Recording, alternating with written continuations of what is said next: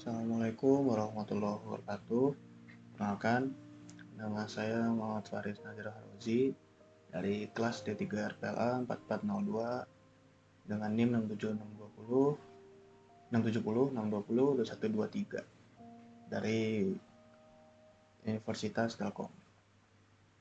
Jadi di sini saya akan menjelaskan program yang sudah saya buat di sini sekaligus menjalankan aplikasinya. Jadi untuk pertama saya preview dulu. Jadi ini dalam bentuk scene buildernya, saya menggunakan scene builder untuk membuat UI-nya. Ini untuk dalam bentuk login, di bentuk sign up, untuk registernya, dan ini halaman utamanya. Nah, jadi aplikasi saya ini tentang CRUD, create update delete untuk aplikasi berisi kode-kode cheat game digital. Nah, di sini langsung saja akan saya jelaskan seiring berjalan video. Jadi di sini ada .fxml ya. .fxml di sini untuk file file untuk membuat istilahnya untuk membuat UI-nya gitu. Dan ada file-file fxml di sini. Nah, di sini jadi di sini ada login, control untuk login, sign up, dashboard, dan di sini ada kelas objeknya gitu lah. Kelas objek, ada kelas database connection, dan ada kelas main di sini. Nah, mungkin kita langsung gini aja, sering berjalan. Kita jalankan.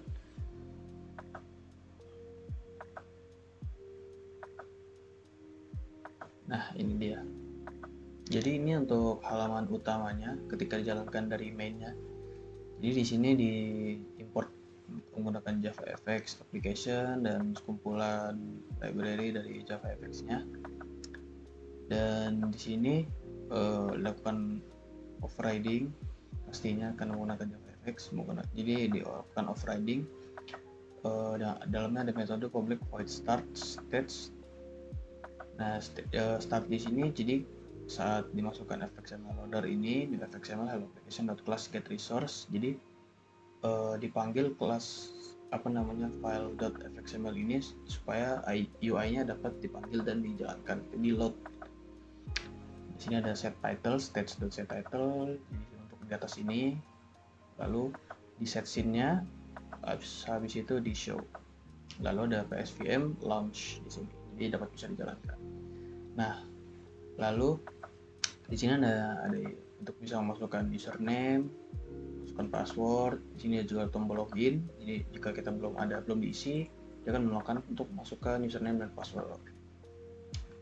Sudah di cancel, kalau di cancel akan dilakukan close, akan menutup aplikasinya. Dan di sini jika belum ada akun bisa sign up.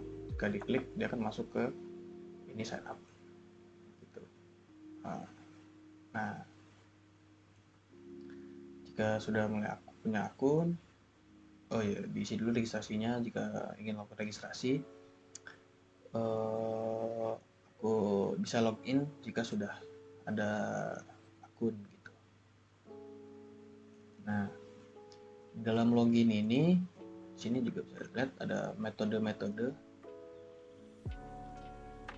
Nah, jadi di sini dimasukkan private untuk button-buttonnya seperti itu, untuk button login segala macam. Ada text field untuk username, password, dan semua yang ada di sini. Lalu di dalam metodenya, nah ini ada sign up button, yaitu sign up yang ini. Jadi berisi overriding. Jadi overriding handle. Jadi set action yang ini. Jadi saat dilakukan set action ini, dia akan memanggil dari kelas database connection, yaitu ada di dalam database connection juga ada change scene di sini. Jadi bisa dilakukan saat dipencet sign up ini, dia akan masuk ke halaman sign up gitu. Di sini ada login buttonnya juga. Jadi intinya dalam di sini jika jika kita belum mengisi username dan passwordnya di sini di text fieldnya, nanti dia akan muncul please enter username seperti tadi. Jika ada, dia akan langsung masuk ke login user. Jadi login user ini isinya dari database connection langsung masuk ke halaman dashboard. Gitu. Di cancel di sini untuk mengclose aplikasinya. Gitu. Nah, semua sudah login controller, lalu di sign up. Sini ada sign up juga. Kita masuk sign up lagi.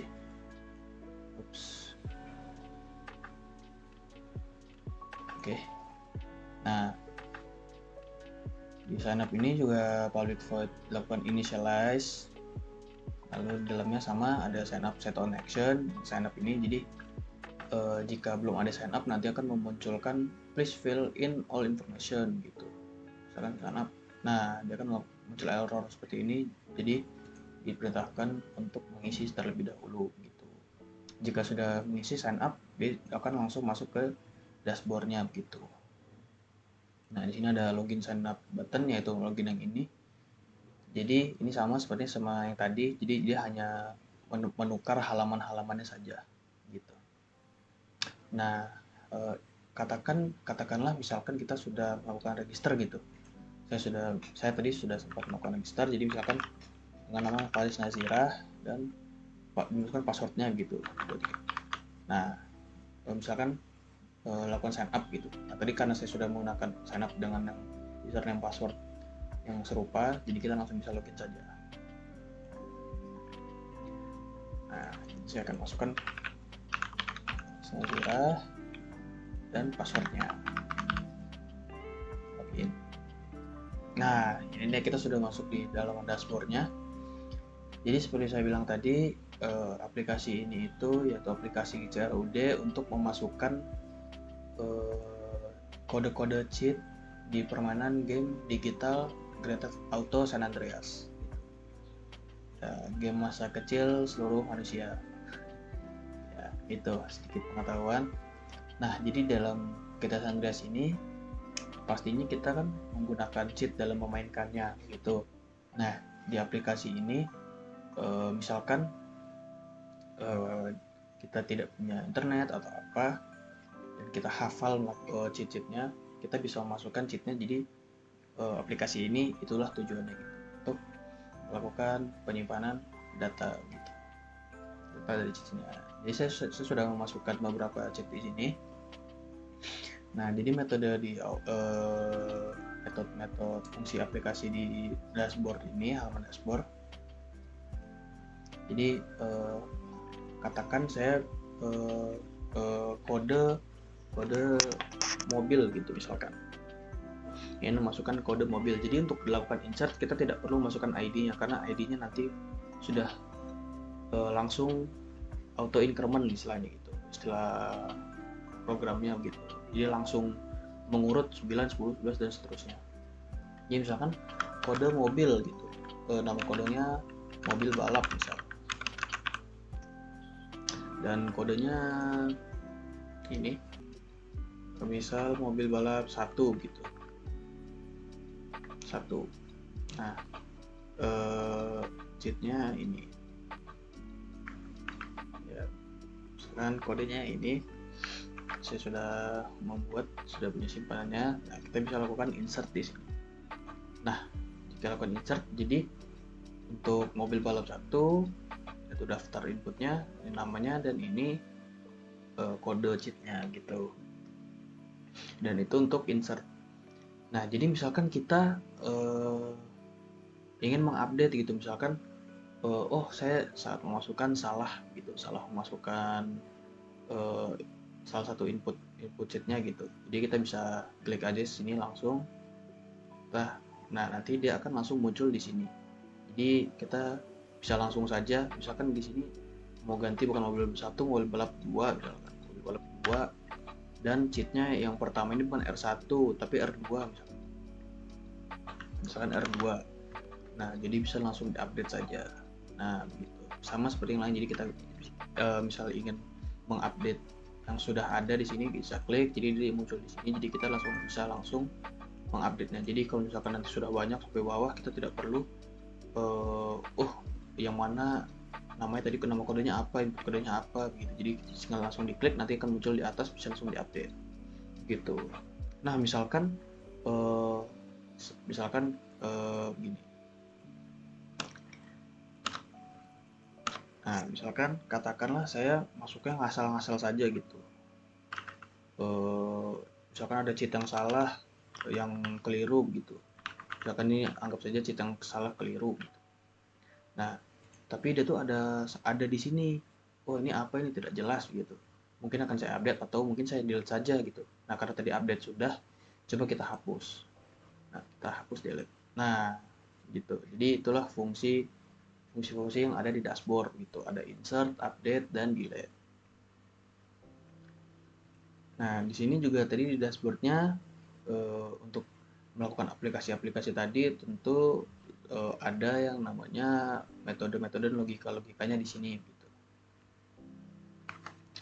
Nah misalkan tadi di sini ada private void handle. Jadi di sini fungsi yang dilakukan, logika yang akan dilakukan oleh fungsi-fungsi di sini, update, delete gitu. Jadi ada jika event.getSource sama dengan button insert, jadi akan dilakukan insert record. Nah di insert record di sini ada di sini logikanya.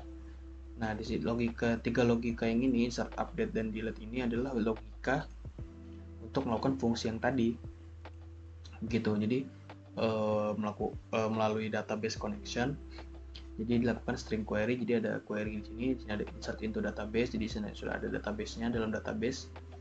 Jadi saat insert record dia insert into database, kolomnya apa yang ada di database tersebut, dan tf nama.getText. Nah tf nama.getText ini adalah text field dari nama kode di sini dan di sini, dan ada id juga di sini, tfid.getText. Jadi ketika kita melakukan update, insert, jadi kita memasukkan apa yang kita mau gitu, 10. Jadi bebas apa yang kita masukkan gitu. Karena di sini juga, maka itu di situ ada namanya, di sini ada text field. Di text field ini sudah ada atributnya di sini. Ini nama atributnya. Dan ini untuk button-buttonnya juga gitu. Dan ini untuk table view. Table view itu yang ada di sini. Dan tabel kolom itu di sini. Yang ada hasil terakhirnya ini, tabelnya. Nah, yaitu jadi di sini hanya ada, ya di sini juga ada initialize, sini initialize. Jadi di sini ada apa namanya? Oh ya, di dalam initialize ini ada logout button, tombol logout ini. Jadi tombol logout ini untuk jika diklik dia akan kembali ke di sini, ada database changing seperti tadi, ada logout button set on action. Jika diklik dia akan langsung masuk kembali ke login, halaman login yang tadi yang di awal. Begitu. Di sini ada get connection untuk connect ke database-nya saja.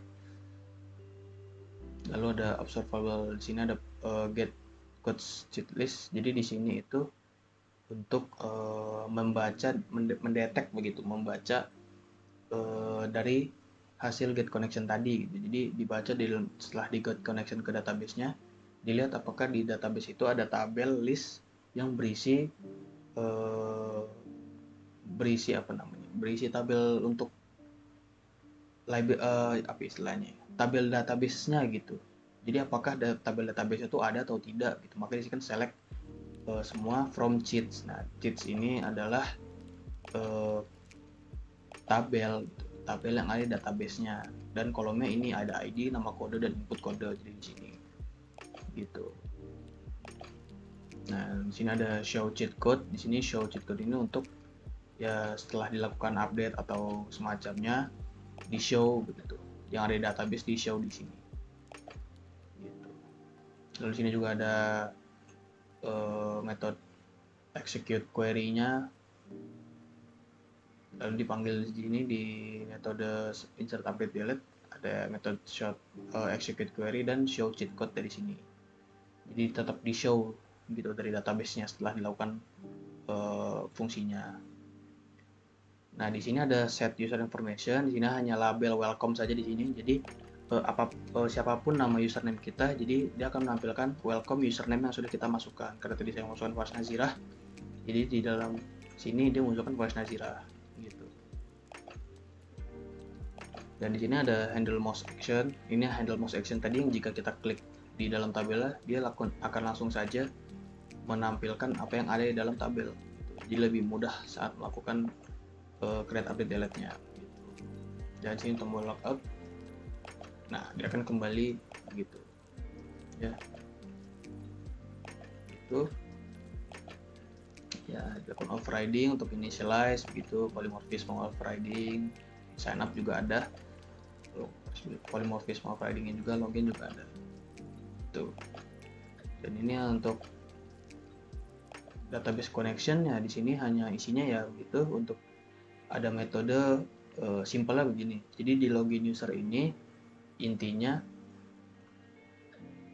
di database itu ada yang namanya dalam tabel database dalam aplikasi ini ada tabel untuk username dan password begitu.